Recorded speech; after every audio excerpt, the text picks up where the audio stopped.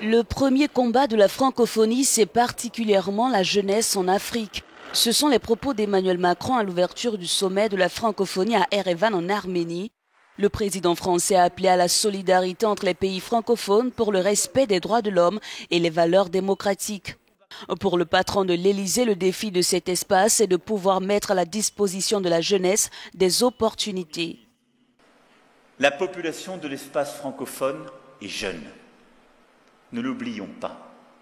Lui proposer un avenir par l'éducation, la formation professionnelle, l'emploi, l'engagement dans la cité, la culture, c'est notre défi principal.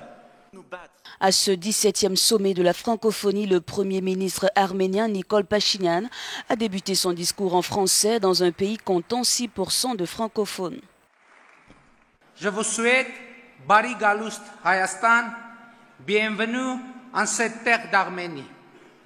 Cette Arménie éternelle, berceau du christianisme, porteuse d'une histoire et d'une culture plusieurs fois millénaire, qui célèbre ce mois-ci le 2800e anniversaire de la fondation de sa capitale Erevan.